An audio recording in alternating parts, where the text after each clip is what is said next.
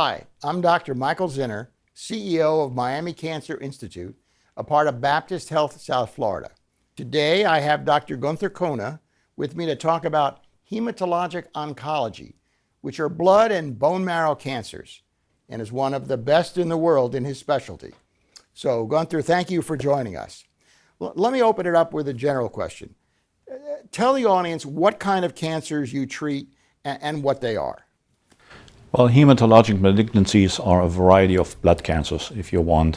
That includes leukemia, acute leukemia, chronic leukemia, acute myeloid, acute lymphoblastic leukemia, multiple myeloma, myelodysplastic syndrome, myeloproliferative disorders, and a variety of others, all covered under the title of hematologic malignancies. You know, there have been a lot of advances in cancer over the last decade. What kinds of advances have you seen in the last decade that have changed the way you approach this disease? Well, that is a very good question and very exciting advances made over the last few years, if you want. We developed a lot of novel therapies that move away from additional chemotherapy and are either targeted therapy that allow us to go into the pathway of a malignant cell to interrupt this in the proliferation of the cancer cell, or more importantly, in addition, all the immunotherapeutic approaches that we have. And there are lots, and of them, they are slightly different. The audience may have heard about the chimeric antigen receptor T cells that play a pivotal role now in the treatment of leukemia, non-Hodgkin lymphoma, multiple myeloma.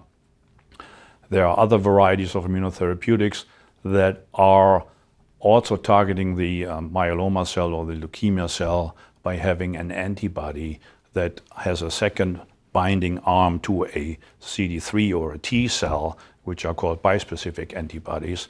So with this, the antibody can attach to the myeloma or leukemia cell and bring the T cells to the site. And thirdly, we have a variety of antibodies that have at their tail end a toxin.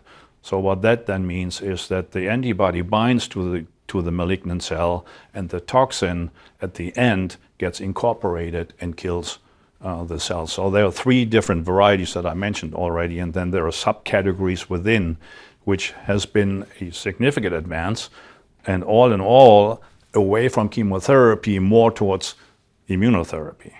You know, it sounds like what you're describing are like smart bombs. At one end, it knows how to attach to the cancer cell, but at the other end, it's got the bomb to blow up so that that cell goes away. That's exactly right. And so the smart bomb is targeting the malignant cell, whereas chemotherapy targets all the cells that are proliferating. And that's really where the field is moving away from. Now, you recently organized Miami Cancer Institute's third annual Summit of the Americas on immunotherapies and hematologic malignancies. Tell us what you did there and what you can share with us about that experience. Well, the reason for this goes back to what I just said. So there are so many new developments with respect to novel approaches of how to treat patients with hematologic malignancies.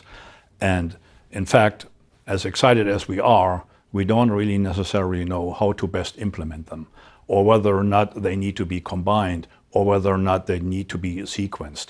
So to give one example, the CAR T cells, chimeric antigen-specific antigen receptor T cells that are being utilized for the treatment of non-Hodgkin lymphoma, acute lymphoblastic leukemia, and now also for multiple myeloma, have a great opportunity to bring a patient back into remission, where we really don't know, and that has been a hot debate back and forth, whether or not it will replace, for example, autologous stem cell transplantation, or, and I am a strong believer, it may even enhance the number of transplants that we can perform, because we have another opportunity to get the patient back into remission once they have a relapsed refractory disease, and then consolidate with autologous stem cell transplantation. Here at Miami Cancer Institute, we're very interested in progressing in the field and doing research. And I know your research is really cutting edge, particularly around things like decreasing the complications of bone marrow transplant, things like graft versus host disease. Share with us about graft versus host disease and what you specifically have proven with your research. So that goes to the allogeneic stem cell transplantation or donor-derived stem cell transplantations that have a great curative potential for most of the leukemias, relapse refractory non-Hodgkin lymphoma and other diseases.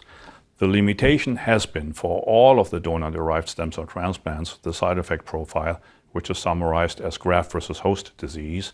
And that is basically induced by the T lymphocytes that come with the transplant from the donor's stem cell product and can attack the healthy tissue such as the gut, the skin, the liver, and other organs, which is the most feared complication following stem cell transplantation. So if we can do away with graft versus host disease, then we will certainly improve overall outcome of allogeneic stem cell transplants. And one way to do is to purify the stem cells from the donor before we infuse the whole stem cell product, which we call transplantation.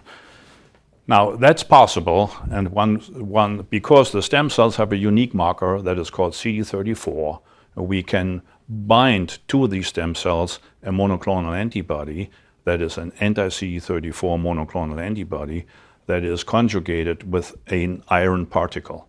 So now, once they bind to the stem cells, we flush the whole product through a magnetic field, and the stem cells get attached to the magnet. Everything else flushes through, and everything else in this case are the donor T cells that have the capacity to reduce graft versus host disease. So in other words, what we do here at Miami Cancer Institute is a CD34 selected allograft, which could also be called a T cell depleted transplant product. And with that, we don't see graft versus host disease to that extent at all. There is a limited number of patients with mild graft versus host disease remaining, but relatively easily treated if it occurred. So if I understand you correctly, when you do the bone marrow transplant, there are good guys and bad guys in there, and you can pull out the good guys and get rid of the bad guys, and that's why you do the transplants and are successful. That's another step, though. So now that's the next, just recently FDA-approved clinical trial that I submitted. And so now what we do, first step, is select the stem cells, deplete most of the T cells. There's a minimal amount of donor T cells remaining. That's okay. They don't induce necessarily, as just mentioned, the graft versus host disease. But now what we can do within the leftover product, select T cells that we want. And there are separate different subgroups of T cells.